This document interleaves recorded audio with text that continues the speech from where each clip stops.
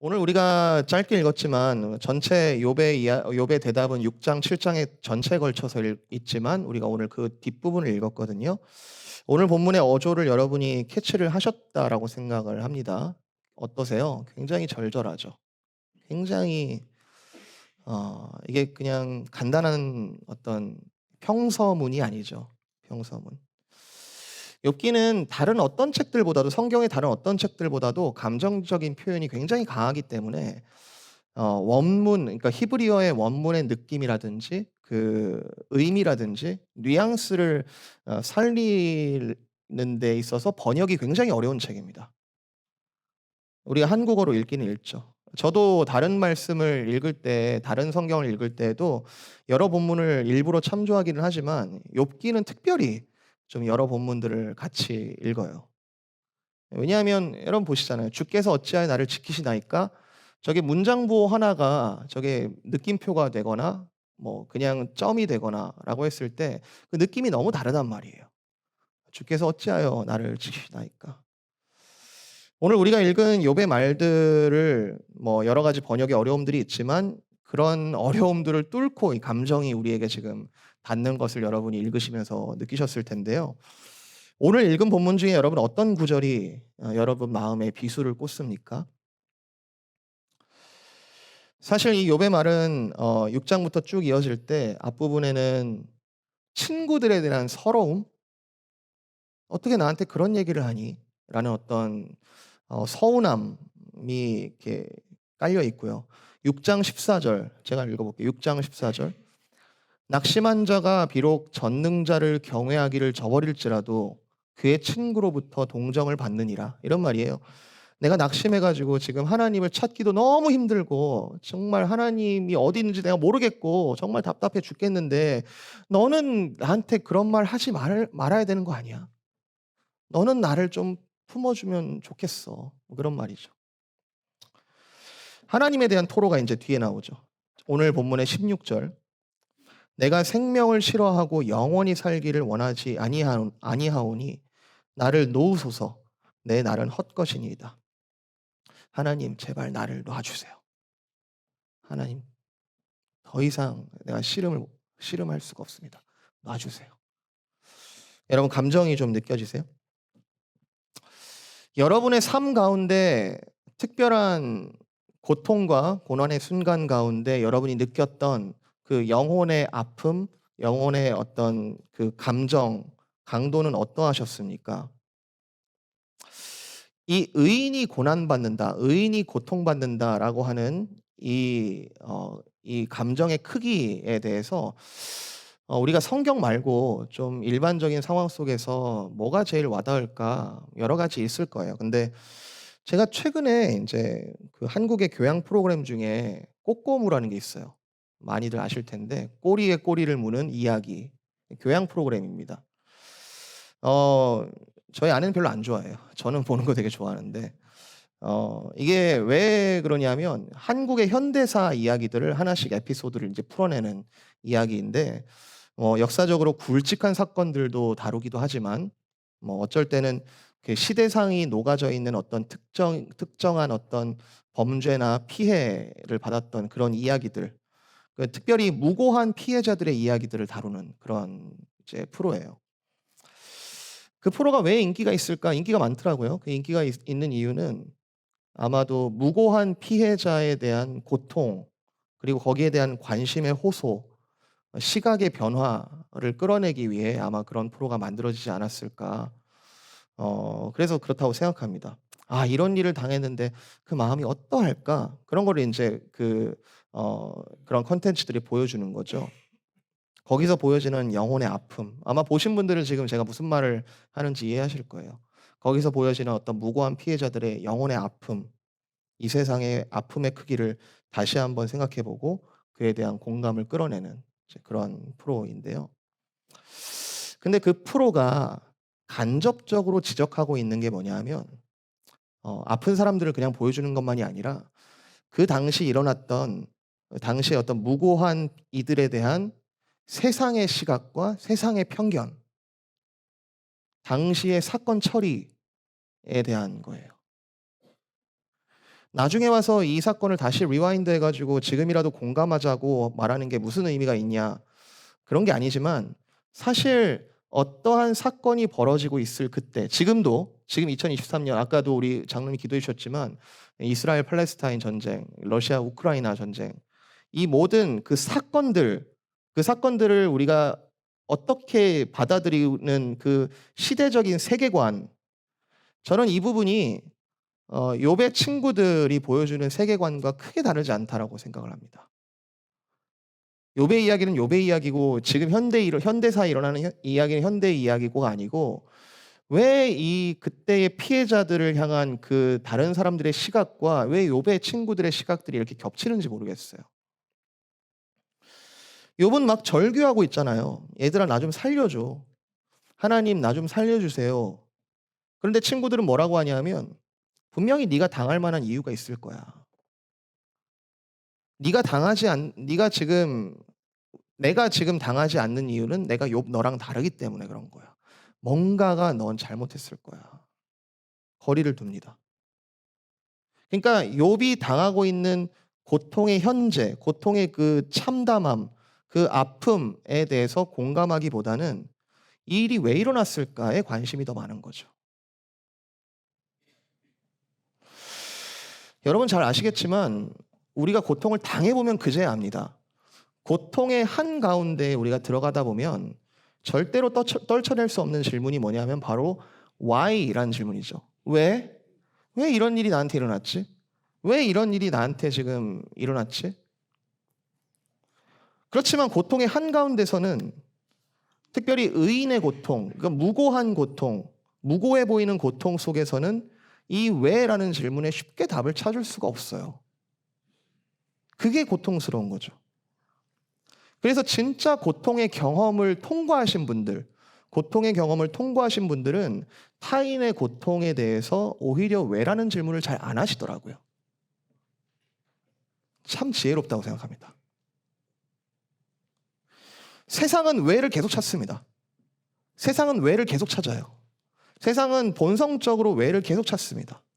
그 왜라는 질문이 해결되어야만 내가 가진 세계관이 완성되기 때문에 그 왜라는 질문에 답을 찾으려고 계속해서 헤매요.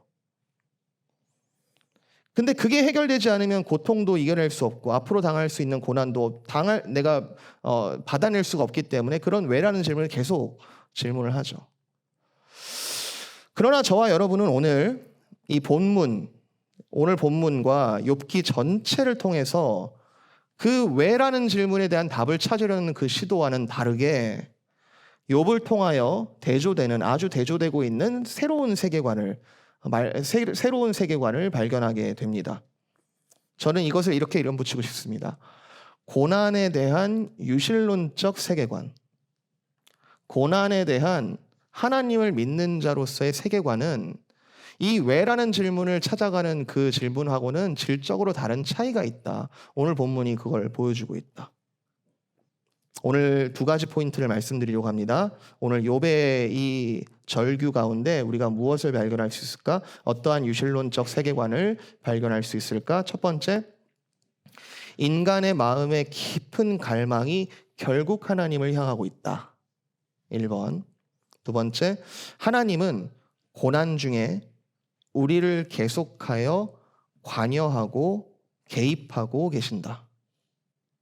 이 두 가지가 욥의 절규 속에 묻어나고 녹아져 있는 포인트라고 생각합니다. 자, 첫 번째 부분 먼저 나눠볼게요. 마음의 깊은 갈망이 결국 하나님을 향하고 있다. 욥도 사실 왜라고 묻고 싶어요.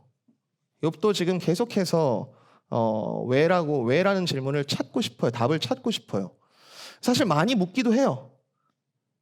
그 본문 속에 또는 그 욥의 말들 속에 왜 이렇습니까? 왜 이렇습니까? 라는 질문들을 많이 해요. 나도 알고 싶다. 하나님 왜 이런 고통을 주십니까? 오늘 본문 내내가 그런 말이에요. 오늘 가장 핵심적인 구절이 있다면 저를 12절이라고 생각하는데요. 12절. 내가 바다니까 바다 괴물이니까 주께서 어찌하여 나를 지키시나이까. 역시 반어법이죠. 이 구절은 16절하고 같이 읽어보세요. 16절. 내가 생명을 치료하고 영원히 살기를 원하지 아니하노니 나를 좀 내버려 두세요. 어찌하여 나를 이렇게 지키십니까? 아침마다 권징하시며 사람이 무엇이기에 주께서 나를 크게 만드사, 이게 그라고 표현되고 있지만 지금 욥이 자기를 향한 이야기죠. 어찌하여 사람이 무엇이기에 주께서 나를 그렇게 크게 만드사 나에게 그렇게 마음을 두시고 아침마다 권징하시고 순간마다 나를 단련하십니까? 나를 좀 내버려 두십시오. 여러분 느끼셨겠지만 이 왜라는 초점에 대하여 욥과 이 친구들이 미세하게 다른 것을 볼 수 있습니다. 같은 왜라는 질문을 던지고 있지만 친구들의 지적은 어디에 포커스가 있냐면 이 일이 왜 일어났는지 고통의 원인을 찾고 싶어 해요.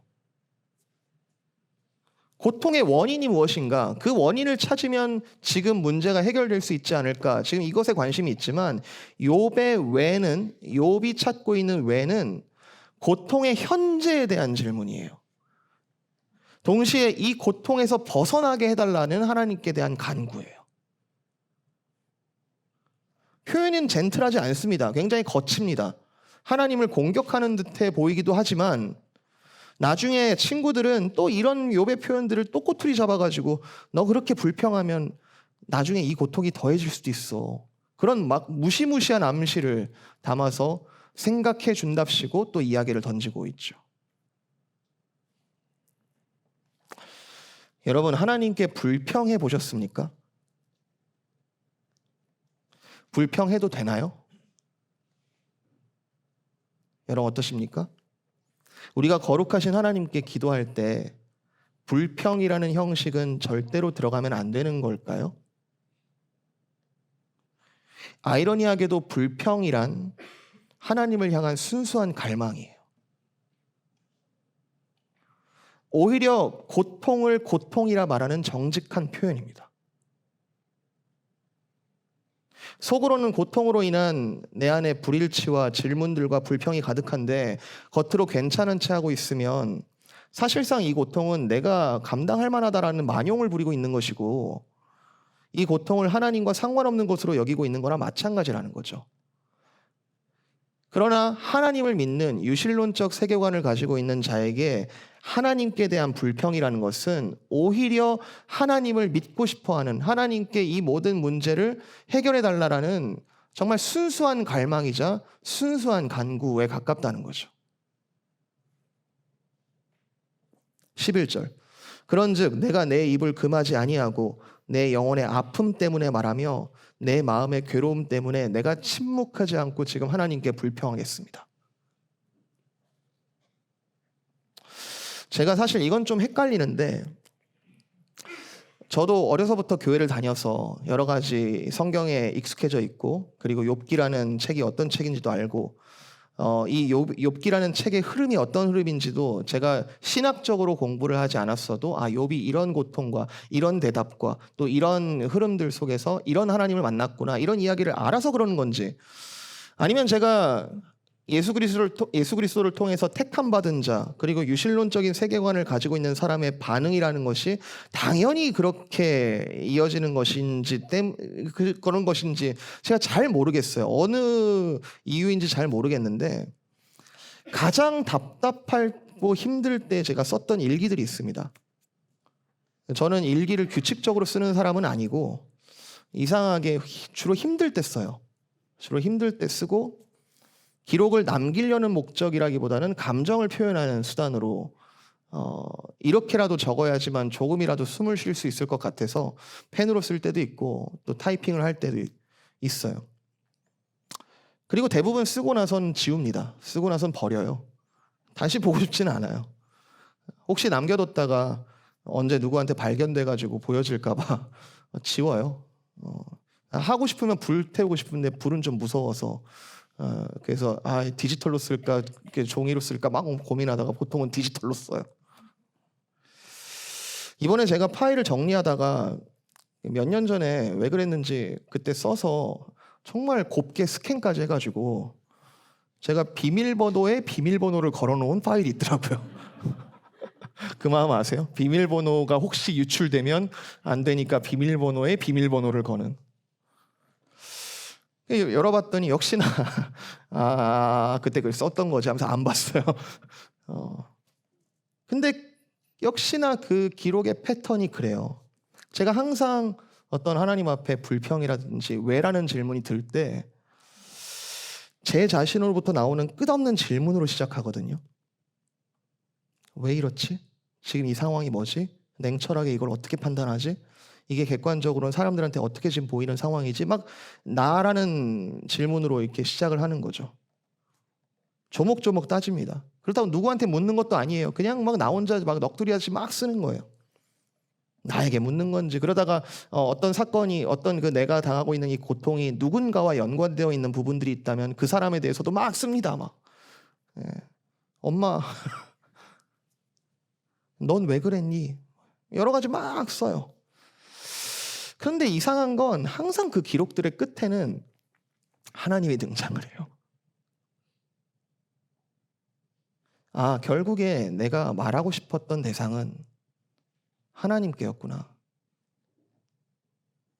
그 하나님을 향해서 뭐 굉장히 정제된 표현으로 나오는 게 아니고 불평을 하다가 생각나는 말씀이 떠오르면 말씀이 또 쓰다가 묵상을 하다가 기도가 막 나오다가 기도를 손으로 써보다가 그러다가 갑자기 회개하는 이렇게 울컥해서 회개를 하기도 하고 다시 한번 또 제 질문을 하기도 하고 그러다가 찬양을 하기도 하고 그러다가 가끔씩은 잠깐 침묵을 하기도 하고 그런 것들이 막 뒤섞여 있습니다.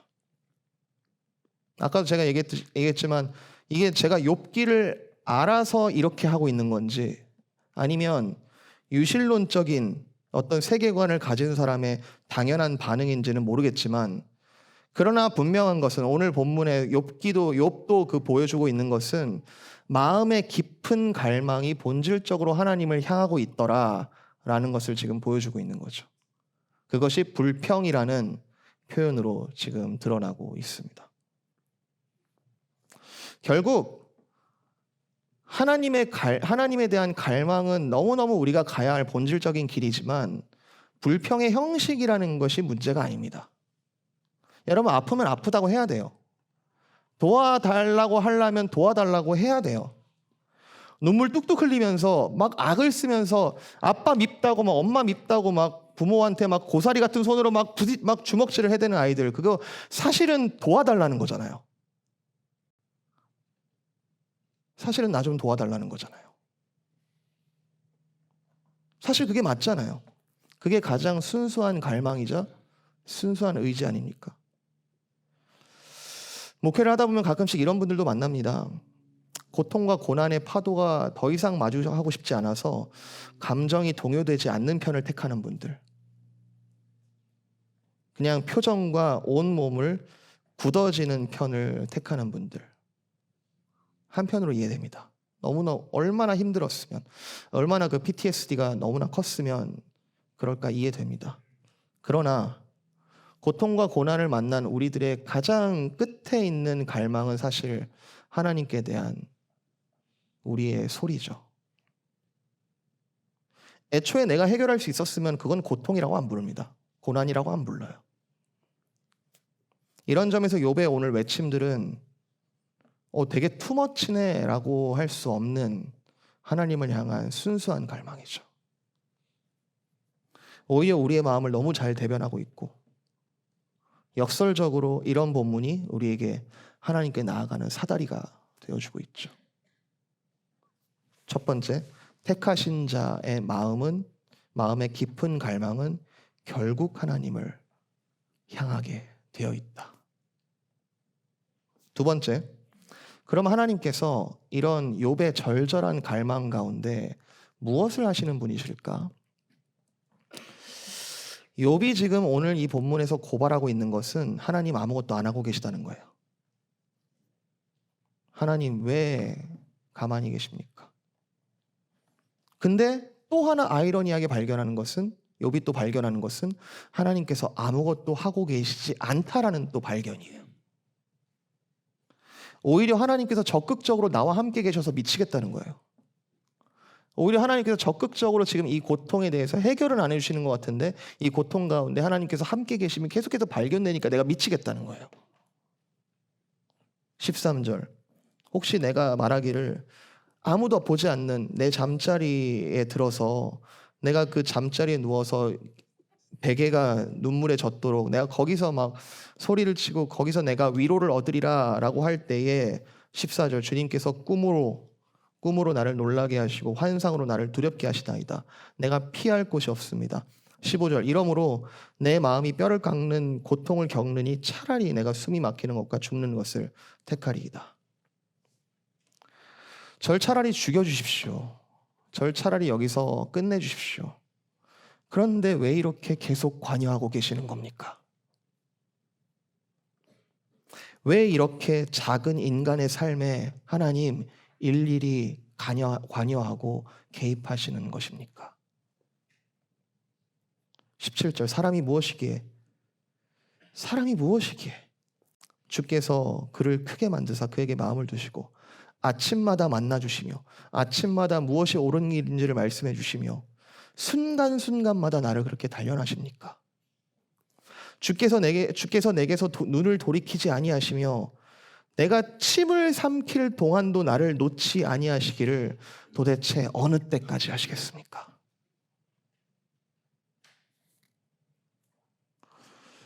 여러분 우리가 예수 그리스도에 대한 복음이라는 것, 이 복음이라는 것을 우리가 굿뉴스라고 부릅니다. 복음, 좋은 소식이라고 부릅니다. 그런데 이 복음은 생일 케이크 같은 것이라든지 아니면 디즈니랜드 같이 잠깐 짜릿하게 누리고 사라질 것 같은 그런 게 아니고 예수 그리스도에 대한 복음은 우리가 받은 새 생명이라는 것은 어떠한 여러 가지의 태풍, 폭풍, 홍수, 가뭄이 있을지라도 이번에는 농사 망했다. 이번 해는 완전히 아무것도 내가 결실을 맺을 수가 없다. 다 끝났다라고 수확을 포기해버린 것 같은 그런 확실한 확신 속에서도 30배, 60배, 100배의 결실을 맺을 씨앗이 지금 심겨지는 것과 같습니다. 지금 이 복음이 100배 나중에 얻게 될 100배의 열매들을 만지게 해주지는 않을지언정 그러나 확실한 어떠한 중간에 어떠한 일들이 있을지라도 확실한 열매를 담고 있는 씨앗과 같습니다.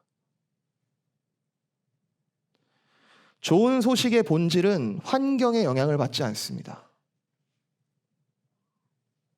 그러나 가혹한 환경 속에서 아직 보지 못한 그 수확을 기대하는 것과 같습니다. 다 죽은 것 같은데 욥이 지금 고백하죠. 다 죽어 나 죽여주십시오. 다 죽은 것 같은데 씨앗이 자라고 있습니다. 아직 열매를 보진 않았어요. 근데 씨앗이 자라고 있습니다. 그 씨앗은 항상 있고 그리고 그 씨앗은 물에 떠내려가지 않고 말라 죽지 않으며 그 씨앗은 소망을 담고 있는 것이죠. 알 수 없는 끝 앞에서 욥은 헛구역질이 날 정도로 비명을 지릅니다. 주님 나 끝났습니다. 제발 여기서 끝내주십시오. 그런데 내가 무엇이기에 나를 이렇게 크게 만드시고 마음을 두시고 아침마다 감찰하시며 순간마다 단련하십니까?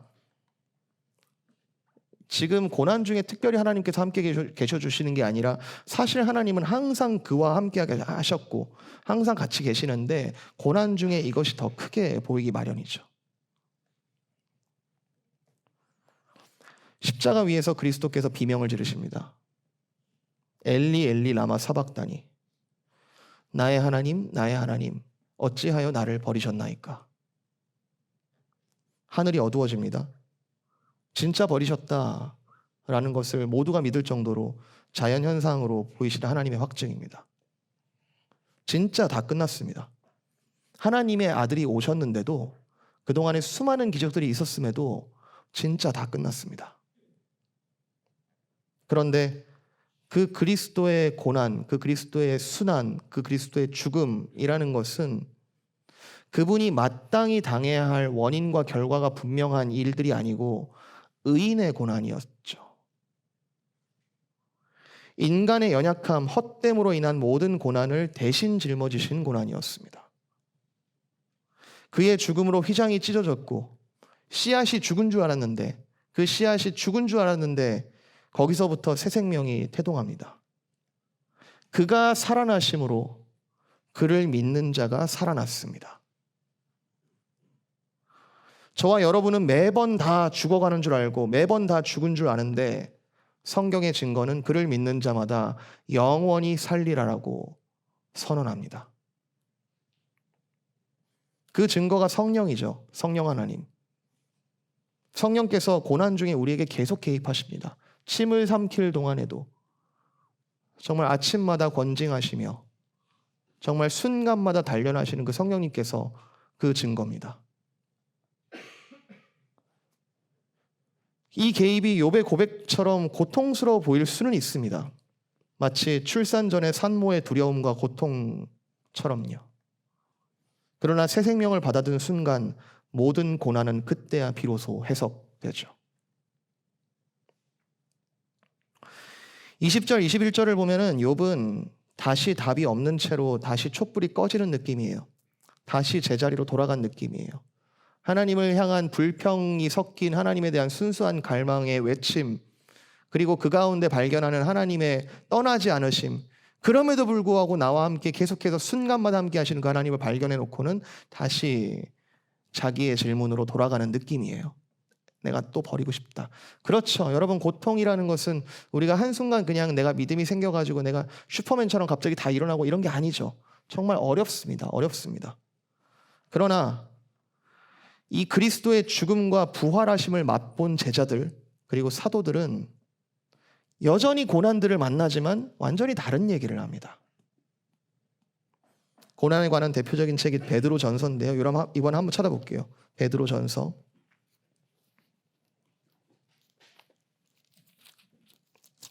베드로 전서 2장. 우리 첫사랑만 하신 분들은 요절로 다 외우셨을 텐데 베드로 전서 2장 9절입니다. 저희 주빌리의 주제 구절이죠. 같이 읽어볼까요? 2장 9절 시작. 그러나 너희는 택하신 족속이요 왕같은 제사장이요 거룩한 나라요 그의 소유가 된 백성이니 이는 너희를 어두운 데서 불러내어 그의 기이한 빛에 들어가게 하신 이의 아름다운 덕을 선포하게 하려 하심이라. 우리가 어두웠다. 그러나 너희의 정체성은 이렇게 바뀌었다.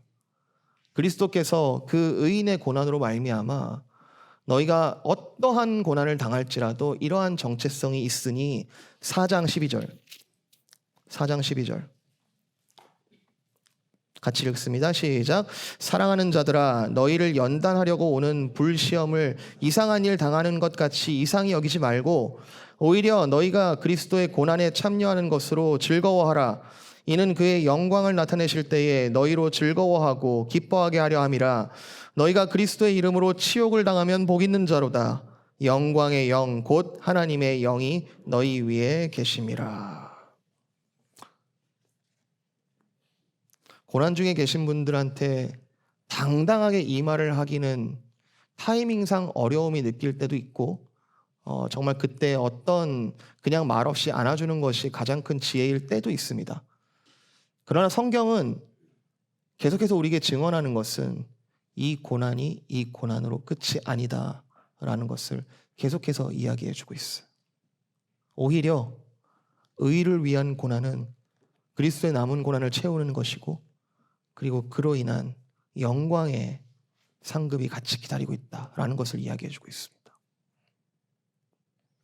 하나님은 절대로 우리를 고난 중에 내버려 두지 않으시고 하나님은 고난 중에 참 아프더라도 욥을 통하여 함께 하시는 것처럼 우리를 계속해서 관여하고 개입하고 계십니다. 사실은 욥이 그것을 갈망하면서도 그것을 계속 경험하는 중에 있어요. 하나님에 대한 불평과 그러면서 하나님의 함께 계심에 대한 경험이 계속해서 복합적으로 이루어지고 있어요. 우리는 압니다. 그리스도의 찬란한 소망이 우리를 끌어당기고 있고 그렇기 때문에 지금 현재에 대한 왜라는 질문을 계속 찾아가기보다는 그 소망을 향하여 걸어갈 수 있는 힘이 오히려 생기는 것이고 우리는 인내할 수 있는 것이죠. 아멘? 아멘입니까? 아멘? 말씀 마칩니다. 아이러니하게도 욥을 위로하러 온 친구들은 계속해서 욥의 과거를 계속 물어요. 계속 캐물어요. 과거를 통해 현재를 계속 해석하려고 해요.